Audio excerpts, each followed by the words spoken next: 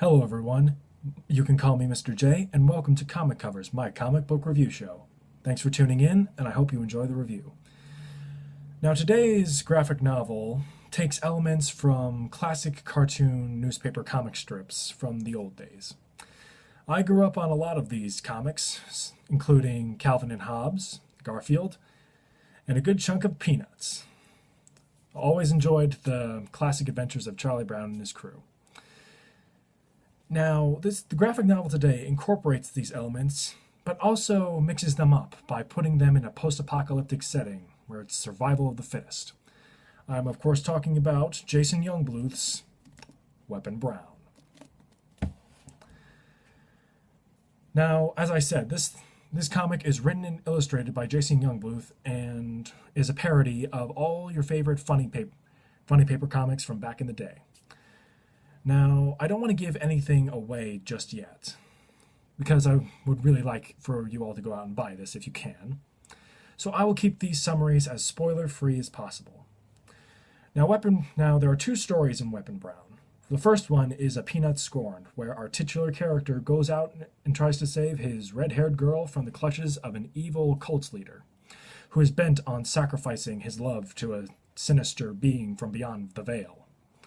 Now, while this story is good, a good bulk of the book focuses on the sequel to the story, Blockhead's War, where Weapon Brown becomes involved with the resistance against a tyrannical government who was responsible in creating him. Now, one of the highlights of this book is Youngbluth's writing, which is just epic and hilarious. He includes as many references and homages to classic comic book characters, places, and events as possible. It's absolutely astounding. And the man's sense of humor is dark, but it's also very funny.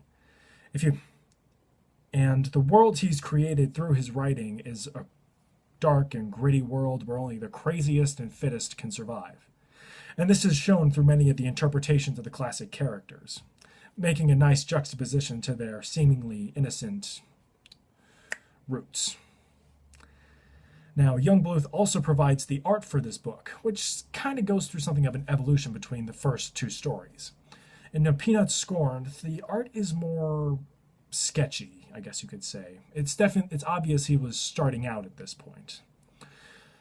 It's also more realistic. Not many very cartoony expressions or actions take place in A Peanut Scorned, which is why I like the art in Blockhead's War better, because it incorporates the cartoony art styles from the classic comic book characters. Like if you see, I don't know, Garfield in the comic, he'll be drawn in his original style instead of a gritty, realistic one, which makes for a nice juxtaposition when compared to the gritty setting of the post-apocalyptics.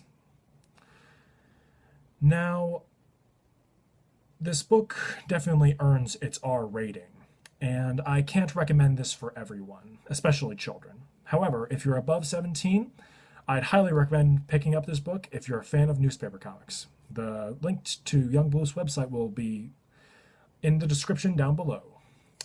Thanks for checking out Comic Covers, and I hope you go check out Weapon Brown. I enjoyed it, and I look forward to looking at it again. See y'all next time.